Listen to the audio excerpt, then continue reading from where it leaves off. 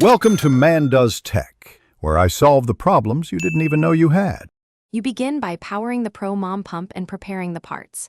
Make sure the unit is charged or plugged in and the LED shows readiness.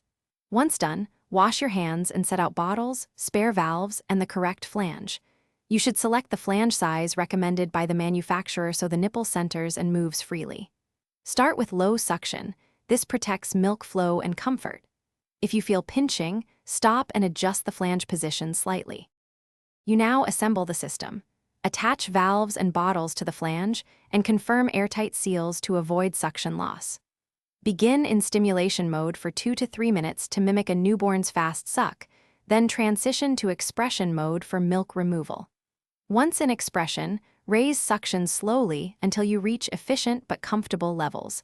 Discomfort means back off. Make sure the nipple moves freely within the flange. Effective stimulation yields steady milk flow after a few minutes. You finish by cycling the pump down gradually, switching it off, and removing bottles. Label and store milk immediately in the fridge or freezer if not feeding. Next, disassemble and rinse parts. Sterilize daily according to the manual to prevent contamination.